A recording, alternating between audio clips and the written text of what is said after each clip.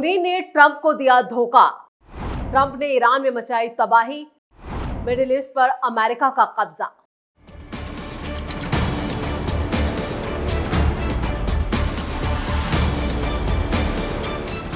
नमस्कार, आप सभी का बहुत बहुत स्वागत है।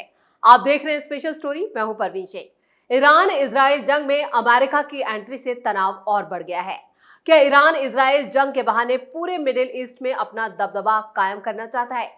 अमेरिका के ईरान के परमाणु ठिकानों पर हमले की पाकिस्तान ने न सिर्फ निंदा की बल्कि ये भी कहा कि तेहरान को आत्मरक्षा का पूरा अधिकार है।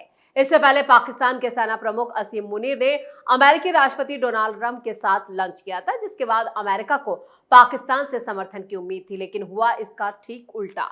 पाकिस्तान से इसे अंतर्राष्ट्रीय कानून का उल्लंघन मान रहा है, यानी अब पाकिस्तान में मुनीर की मौत तय मानी जा रही है। माना यह जा रहा है कि चीन के दबाव में पाकिस्तान ने अमेरिका की निंदा की है और जिस तरह से ईरान पर अमेरिका ने हमला किया है उसकी मुखालफत तेज हो गई है। यानी मुनीर और ट्रंप ने जो लंच किया था उस लंच की कीमत अब मुनीर को अपनी जान देकर चुकानी होगी।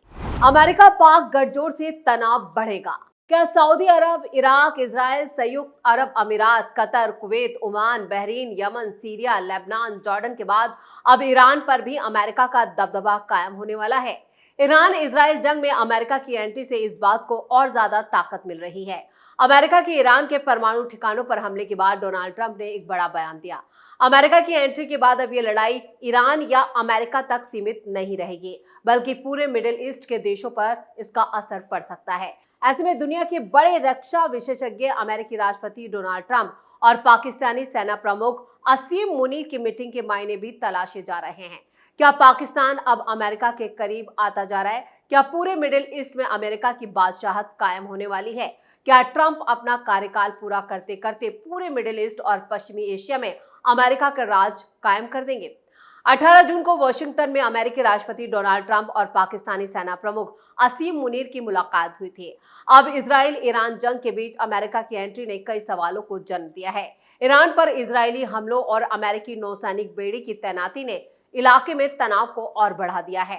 ट्रंप ने पाकिस्तान को क्षेत्रीय शांति का अहम खिलाड़ी करार दिया, लेकिन मुलाकात के पीछे अमेरिका की रणनीति ईरान को कमजोर करने की थी। यह अमेरिका के ईरान पर हमले के बाद अब सामने आ गया है। आने वाले दिनों में अमेरिका पाकिस्तानी सैन्य अड्डों का इस्तेमाल कर ईरान के खिलाफ इसका इस्तेमाल कर सकता है, खासकर नूर खान एयरबेस। पाकिस्तान की आर्थिक मजबूरियां और अमेरिका पर निर्भरता, इसे ट्रंप ने मोहरा बना लिया है। हालांकि पाकिस्तान का ईरान को लेकर सार्वजनिक समर्थन और चीन के साथ गद्दारी साझेदारी इस गठजोड़ को और ज्यादा मुश्किल बना रही है। जानकारों का मानना है कि यह मुलाकात पश्चिम एशिया में अमेरिकी प्रभाव को मजबूत करने की कोशिश, लेकिन ईरान की जवाबी कार्रवाई और क्षेत्रीय अस्थिरता से इसे जोखिम भरा बना सकती है।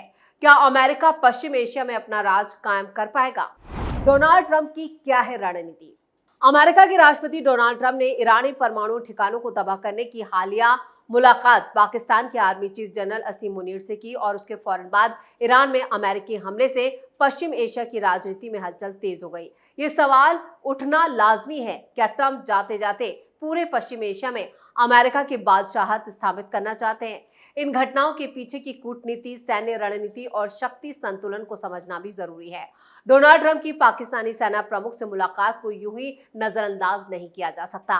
पाकिस्तान, खासतौर से आईएसआई और आर्मी, अफगानिस्तान, ईरान और खाड़ी क्षेत्रों में लंबे समय से एक अहम खिलाड़ी रहा है। ट्रंप की ये मुलाकात कई संकेत देती है। अमेरिका पाकिस्तान को फिर से एक रणनीतिक सहयोग के रूप में खड़ा करना चाहता है, खासकर जब चीन और रूस का प्रभाव इस इलाके में बढ़ रहा है। ईरान के खिलाफ किसी बड़े अभियान में पाकिस्तान की खुफिया या सीमित सैन्य भूमिका से भी यहाँ पर जो इनकार है उससे नहीं किया जा सकता। यानी मुनीर और ट्रंप ने जो लंच किया था उस लंच के अब कई सारे मायने निकलकर सामने आ गए हैं। इधर पाकिस्तान में मुनीर की जान आफत में पड़ चुकी है, क्योंकि शहबाज शरीफ जो हैं वो अमेरिका के खिलाफ बयान दे रहे हैं। उन्होंने साफ तौर पर ईरान पर अमेरिकी हमले की खुलकर आलोचना की है। अमेरिका ने इजराइल को 300 हेलफायर मिसाइलें भेजी।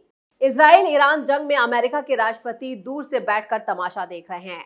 डोनाल्ड ट्रंप सीधे तौर पर ईरान पर हमला तो नहीं कर रहे हैं, लेकिन वो ऐसा कोई मौका भी नहीं छोड़ रहे जिससे ये जंग और भीषण हो जाए। इसी कड़ी में अब ये खबर सामने आ गई कि इजराइल ईरान के नताज और फोर्डो परमाणु संयंत्रों समेत दूसरे ठिकानों पर किए गए हमलों में अमेरिकी मिसाइलों का इस्तेमाल हुआ। 300 हेलफायर मिसाइलें अमेरिका ने सीक्रेट रूप से इजराइल को पहले ही भेज दी थी, जिन्होंने ईरान में जमकर तबाही मचाई। इन हमलों में ईरान के परमाणु ठिकानों को भारी नुकसान पहुंचा और सेना के कई सीनियर कमांडर भी मारे गए। क्या होती है हेलफायर मिसाइल? हेलफायर मिसाइलें अमेरिका की विकसित लेजर गाइडेड सटीक हमले वाली हवा से जमीन पर हमला करने वाली मिसाइलें हैं। इनका वजन करीब 45 से 50 किलोग्राम और रेंज 8 से 11 किलोमीटर होती है। हेलफायर का इस्तेमाल ड्रोन, हेलीकॉप्टर और फाइटर जेट्स में किया जाता है। ये मिसाइलें टैंकरों, बंकरों और यहाँ पर हाई जो टारगेट वाली होती है उन्हें नष्ट करने में सक्षम है। इनमें हाई एक्सप्लोजिव या मेटल ऑर्गमेंटेड वॉर हेड्स होते हैं। ईरान ने 200 फाइटर जेट से मचाई तबाही। ईरान में जंग की शुरुआत के साथ ही इजराइल ने अपने 200 से ज्यादा फाइटर जेट और सटीक हेलफायर मिसाइलों का इस्तेमाल किया। AGM-114 हेलफायर मिसाइलें ईरान के सैन्य कमांडरों और परमाणु वैज्ञानिकों को निशाना बनाने में कारगर रही। इस सैन्य सहायता ने इजराइल को ऑपरेशन राइजिंग लॉयन में निर्णायक बढ़त दिला दी, लेकिन अमेरिका की भूमिका पर सवाल उठाए हैं। ट्रंप गुपचुप खेल रहे हैं डर्टी गेम। अमेरिकी राष्ट्रपति डोनाल्ड ट्रंप ने आज दावा किया कि अमेरिका इस हमले में डायरेक्ट शामिल नहीं है और उनकी प्रायोरिटी इलाके में अमेरिकी सैनिकों की सुरक्षा है। उन्होंने ये कहते हुए कहा कि वो ईरान के साथ परमाणु समझौते के काफी करीब है, कूटनीतिक समाधान की वकालत की। हालांकि ट्रंप का ये बयान विरोधाभासी है। अमेरिका ने हमले से पहले इजराइल को हेलफायर मिसाइलें भेजकर इनडायरेक्टली रूप से समर्थन दिया। ये कदम दर्शाता है कि ट्रंप जंग में सीधा उलझने से बच रहे हैं, लेकिन इजराइल के जरिए ईरान के परमाणु कार्यक्रम को कमजोर करने का मकसद पूरा कर रहे हैं। अमेरिका ने मिडिल ईस्ट में सैन्य ठिकाने मजबूत किए। मिडिल ईस्ट में आग की लपटें आसमान छू रही है। इजराइल और ईरान के बीच चल रही जंग में अब दुनिया की निगाहें अमेरिका पर टिकी है। सवाल उठ रहा है, क्या सुपर पावर इस जंग में कूदने वाला है? अमेरिकी एयरक्राफ्ट कैरियर USS निमित्त दक्षिण चीन सागर से मिडिल ईस्ट की तरफ बढ़ चुका है। इसके साथ ही रिपोर्ट यह है कि करीब 30 KC-135 और KC-146 टैंकर यूरोप के मिडिल ईस्ट की ओर उड़ान भर चुके हैं। ये सैन्य हलचल बता रही है कि कुछ बड़ा होने वाला है। दूसरी तरफ ईरान ने अपने खैबर शेकन मिसाइलों को अंडरग्राउंड बंकरों से बाहर निकाल लिया है और पहली बार इनका इस्तेमाल भी करता दिखाई दे रहा है। अमेरिका अगर जंग में आता है तो उसने इन मिसाइलों का सामना भी करना पड़ेगा। अमेरिका की क्या है ताकत? अमेरिकी राष्ट्रपति डोनाल्ड ट्रंप ने ईरान को खुली चेतावनी दी है। उन्होंने ईरान से साफ कहा है कि बिना शर्त सरेंडर करो।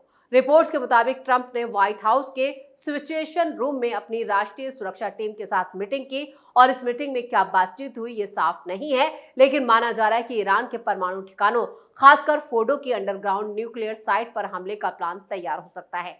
अमेरिका के पास मिडिल ईस्ट में कई रणनीतिक ठिकाने हैं जो इस जंग में तुरुप का इक्का साबित हो सकते हैं। 10,000 सैनिकों और 100 विमानों वाला यह बेस अमेरिका का सबसे बड़ा हथियार है, जहां सेंट्रल कमांड ऑपरेट करता है। 9,000 सैनिकों और अमेरिकी नौसेना के 5वें बेड़े का घर है, जो समुद्र में ईरान को टक्कर दे सकता है। F-22 रैप्टर जैसे स्टील फाइटर्स और ड्रोन जहां से उड़ान भरते हैं, लॉजिस्टिक का गढ़ है जहां से पूरी जंग का कंट्रोल हो सकता है। ये बेस पेट्रियट मिसाइलें ईरानी हमलों को रोकने के लिए तैयार हैं। और इधर मुवफ्फक साल्ती एयरबेस जॉर्डन का है और F-15E स्ट्राइक ईगल विमान यहां से दुश्मन पर बम बरसा सकता है। अमेरिका ने हाल में 30 से ज्यादा रिफ्यूलिंग टैंकर मिडिल ईस्ट में भेजे, जो इजरायली फाइटर जेट्स को ईरान के ऊपर लंबी उड़ान के लिए ईंधन दे सकते हैं। फॉक्स न्यूज की रिपोर्ट के मुताबिक अमेरिकी फाइटर जेट्स भी इलाके में पहुंच रहे हैं। ये सारी तैयारियां बता रही हैं कि ट्रंप सिर्फ धमकी नहीं दे रहे, बल्कि जंग का इरादा पक्का कर चुके हैं। ईरान कोई कमजोर मुल्क नहीं है। उसने अपने खैबर शेकन मिसाइलों को बंकरों से निकालकर दुनिया को अपनी ताकत दिखा दी है।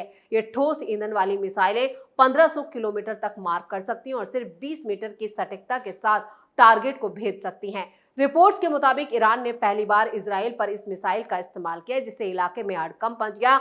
ईरान ने धमकी दी है कि अगर अमेरिका जंग में कूदा तो कतर, बहरीन और UAE के अमेरिकी ठिकाने उसके निशाने पर होंगे। और सिर्फ मिसाइलें ही नहीं, ईरान की ड्रोन आर्मी भी कमाल की है। रूस यूक्रेन जंग में पुतिन की मदद करने वाले शहदाद 136 ड्रोन समेत लेकिन घातक हैं, जो झुंड में हमला कर दुश्मन की नींद उड़ा सकते हैं। अमेरिका का गेम चेंजर प्लान। अगर मिडिल ईस्ट के ठिकाने ईरान की मिसाइलों को निशाना बनाते हैं तो भी अमेरिका के पास हिंद महासागर में डिएगो गार्सिया जैसा गुप्त हथियार है। ईरान से 3800 किलोमीटर दूर बेस एक फ्लोटिंग फोर्टेस है और कुछ महीने पहले यहां 4 B-52H थाम्बर, 4 F-15E स्ट्राइक ईगल और KC-135 टैंकर तैनात किए गए हैं। खास बात यह है कि अमेरिका ने मिडिल ईस्ट में अपने F-15E को 70 mm लेजर गाइडेड रॉकेट से लैस किया है, जो ईरान के ड्रोन और क्रूज मिसाइलों को हवा में ही मार गिराने में माहिर है। एक F-15 अब 50 ड्रोन तक को नष्ट कर सकता है, जो इस जंग का ड्रोन किलर बनाता है। अब देखना यह कि आखिर इस जंग में कौन बाजी मारेगा, और सबसे बड़ा सवाल यह है क्या ऐसा करके सिर्फ ट्रंप धमकी दे रहे हैं या सच में ही जंग करने का मन बना चुके हैं। यानी ये अमेरिका और ईरान की तैयारियां हैं, और आपको बताया कि किस तरह से इन लोगों ने अपने हथियारों की नुमाइश करनी शुरू कर दी है। लेकिन अभी तक के जो तस्वीरें सामने आ रही हैं वो ये बता रही हैं कि ईरान को सबसे ज्यादा नुकसान हुआ है। वहीं खामनेई को लेकर भी ईरान धमकी दे रहा है कि खामनेई को अगर जरा सी भी खरोंच आई तो अमेरिका को भी इसके नतीजे भुगतने होंगे। स्पेशल स्टोरी में इतना ही। वीडियो कैसा लगा कमेंट करके अपनी राय जरूर दें। वीडियो को लाइक करें, शेयर करें और कैपिटल टीवी को सब्सक्राइब जरूर करें। धन्यवाद।